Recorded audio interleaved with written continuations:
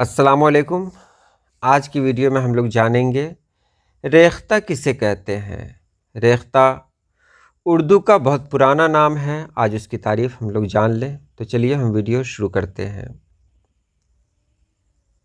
ریختہ کے معنی کیا ہیں؟ ریختہ کے لفظی معنی ملی جلی چیز کے ہیں۔ ریختہ ہر اس چیز کو کہا جا سکتا ہے جو کئی الگ الگ چیزوں سے ملا کر بنائی گئی ہو۔ اردو زبان کا معاملہ بھی بالکل ایسا ہی تھا۔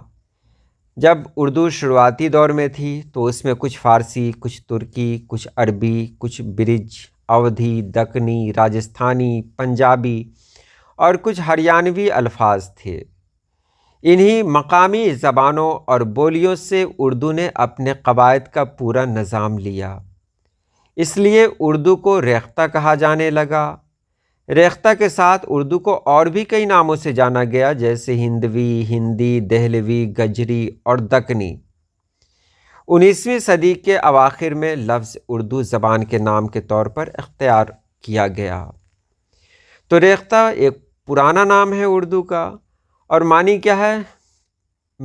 ملی جلی چیز، یعنی جس میں کئی طرح کی چیزیں ایک ساتھ ملے۔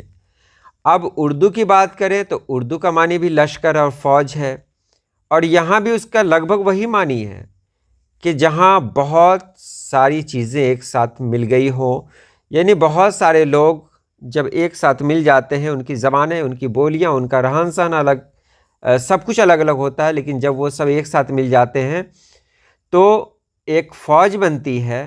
اردو بھی بالکل وہی ہے کہ اس میں کئی زبانوں کے الفاظ ہیں، اور اردو نے ان الفاظ کو اس طرح اپنے اندر سمو لیا ہے کہ اب وہ سارے الفاظ اردو کے اپنے لگتے ہیں۔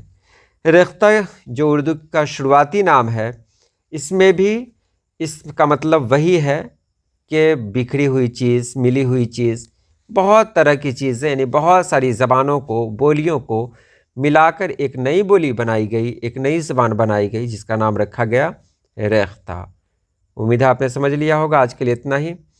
اللہ پاک آپ سبھی لوگوں کو خوش رکھے، آباد رکھے۔ اللہ حافظ۔